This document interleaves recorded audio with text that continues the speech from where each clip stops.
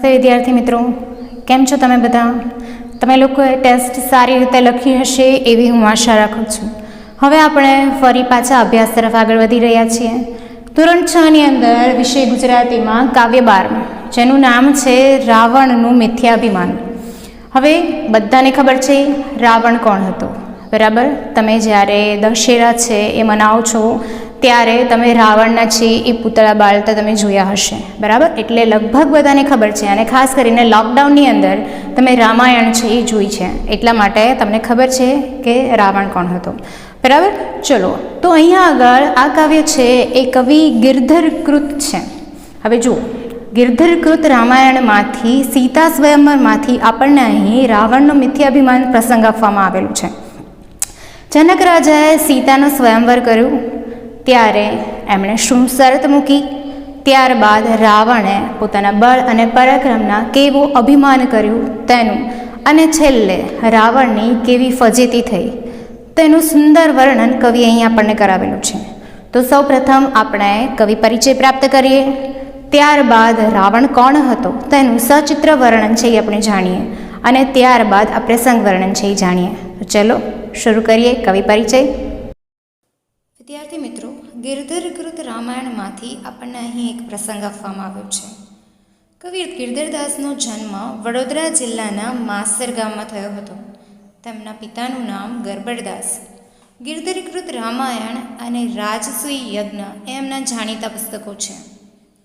ગિરધર મૌલિક, કલ્પિત, ઐતિહાસિક કથાનું વિશદ રીતે આલેખન કરે છે, અને આ રીતે કથા નિરૂપણનો નિરાળો રસ એ પેદા કરે છે. અહીં આપણને સીતા સ્વયંવરમાંથી આપણને રાવણનું મિથ્યાભિમાન આપવામાં આવેલું છે. રાવણ એ લંકાનો રાજા હતો, માટે તેને લંકાપતિ કે લંકેશ કહેવામાં આવતું. આ ઉપરાંત તેને 10 માથા હોવાને કારણે તેને દશાનન તરીકે પણ ઓળખવામાં આવતું. રાવણ વેદ, શાસ્ત્ર, સંસ્કૃત, આયુર્વેદનો જાણકાર હતો.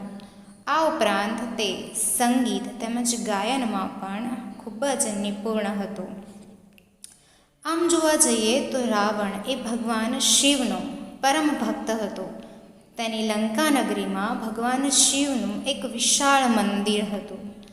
રાવણના ભાઈઓનું નામ કુંભકર્ણ તેમજ વિભીષણ હતું. કુંભકર્ણ અને વિભીષણ. આ ઉપરાંત તેના પુત્રનું નામ એ ઇન્દ્રજીત હતું. રાવણ એક ખૂબ જ શક્તિશાળી તેમજ ખૂબ જ પરાક્રમી હતો. તેને પોતાના પરાક્રમ ઉપર ખૂબ જ અભિમાન હતું. સીતાના સ્વયંવર માટે જનક રાજાના દરબારમાં શિવનું ધનુષ્ય ત્રંબક રાખવામાં આવ્યું. જે આ ત્રંબક ધનુષ્યને ઉપાડશે તેની સાથે મારી પુત્રી સીતાના લગ્ન થશે, એવું જનકની શરત હતી. ઘણા બધા રાજા મહારાજાઓ આવેલા, જેમાં રાવણ પણ, લંકાનો રાજા રાવણ પણ આવેલો. તેને પોતાના પરાક્રમ પર ખૂબ જ અભિમાન હતું. રાવણે મેરુ અને મંદરાચળ પર્વતને દડાની જેમ ઊંચા નીચા કરી મૂક્યા હતા. તેણે કૈલાશ પર્વતને પણ હલાવી મૂક્યો હતો. આ ઉપરાંત તેમણે દેવોને પણ કેદ કર્યા હતા. એવા ઘણા બધા અભિમાન સાથે રાવણ ઊભો થાય છે. આ દરબારમાં રામ, લક્ષ્મણ પણ હતા. રાવણ કેટલા અભિમાન સાથે ધનુષ્ય પાસે જાય છે, પરંતુ તે ધનુષ્ય ઉચકી નથી શકતો, અને ધનુષ્ય તેના પર પડે છે અને તે ધનુષ્ય નીચે દબાઈ જાય છે, લોહી લુહાણ થઈ જાય છે, અને ભરી સભામાં પોતાનું ફજીતી આચરે છે. તેનું વર્ણન અહીં છે. વિદ્યાર્થી મિત્રો, રાવણના મિથ્યાભિમાન કાવ્યની સમજ આપતા પહેલાં હું તમને સીતા સ્વયંવરનો એક વિડીયો છે એ બતાવવા માગું છું, જેમાં રામ, લક્ષ્મણ અને વિશ્વામિત્ર ત્રણેય જનકના દરબારમાં ઉપસ્થિત થાય છે. ત્યાં રાવણ પણ હતો. રાવણે પોતાના પરાક્રમના કેવા ગુણગાન ગાયા અને અંતે એની શું હાલત થઈ તે આપણે વિડીયો મારફતે જોઈએ. ચાલો. સીતા સ્વયંવર પ્રસંગ. તો ચાલો. રામ, લક્ષ્મણ અને વિશ્વામિત્ર ત્રણેય જણા રાજા જનકના દરબારમાં ઉપસ્થિત થયા. જનકે અતિ આનંદથી તેમનું સ્વાગત કર્યું. તેમને લઈ અને રાજા જનક સ્વયંવર મંડપમાં પધાર્યા. અહીં ઠેર ઠેરથી રાજા મહારાજાઓ, શ્રીમંતો, ઋષિમુનિઓ પોતપોતાના સ્થાને બિરાજમાન હતા. ચોમેર, મંગળવાદ્યો અને સૂર રેલાતા દેખાતા હતા. મંડપના મધ્ય ભાગમાં ભગવાન વિષ્ણુનું સુંદર ધનુષ્ય હતું, જે ધનુષ્ય શિવનું હતું. ધનુષ્ય તરફ દ્રષ્ટિ કરી અને જનક બોલે છે કે આ ભગવાન શિવનું ધનુષ્ય છે. ભગવાન શિવે આ ધનુષ્યને ભગવાન પરશુરામને ભેટમાં આપ્યું હતું.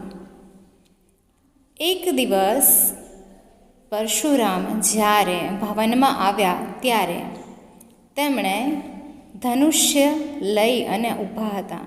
એવા વખતે મારી પુત્રી સીતા એ ધનુષ્યથી રમવા લાગી. આ જોઈ અને પરશુરામે મારી પુત્રીના વિવાહ માટે એક યોજના જણાવી. એમણે કહ્યું કે જે કોઈ આ ધનુષ્યને ઉપાડીને તેને પણછ ચડાવી અને બાણ ચડાવશે ને તેની સાથે સીતાના વિવાહ થશે. જનક રાજાનું આ વક્તવ્ય સાંભળી અને સભા મંડપમાં બધા રાજાઓ વિચારમાં પડી ગયા. આ વિશાળ ધનુષ્ય કેવી રીતે ઉપડાશે?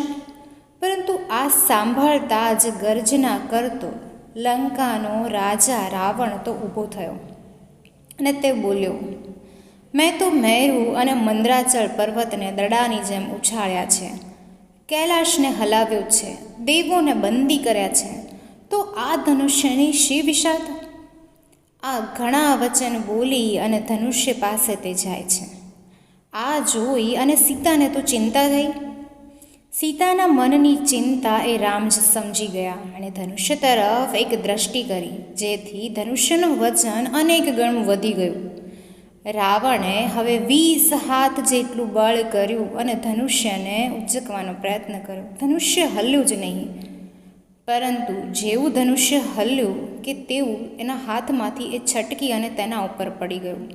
રાવણ ધનુષ્ય નીચે દબાઈ ગયો અને ધનુષ્ય નીચે ચંપાયો. એના મુખમાંથી લોહી વહેવા માંડ્યું. તેને અસહ્ય પીડા થવા લાગી. ધનુષ્ય નીચે દબાયેલા રાવણે કહ્યું કે હે જનક, મને અહીંથી તું કાઢ, નહીંતર મારો ભાઈ કુંભકર્ણ અને મારો પુત્ર ઇન્દ્રજીત આવી અને તને મારશે, તારા નગરનો નાશ કરશે. ત્યારે જનકે પોતાના સૈનિકોને ધનુષ્ય છે એ ઉંચકવાનું કહ્યું અને રાવણને ધનુષ્ય નીચેથી બહાર કાઢ્યો અને સર્વ સભાને સંબોધતા જણાવ્યું કે વિદ્યાર્થી મિત્રો, તો આ હતું ગિરધર કૃત રામાયણમાંથી સીતા સ્વયંવરમાંથી રાવણનું મિથ્યાભિમાન, આપણું ધોરણ 6નું કાવ્ય. વિદ્યાર્થી મિત્રો, તમને આ કાવ્ય છે એનો વિડીયો છે એ મેં દેખાડ્યો.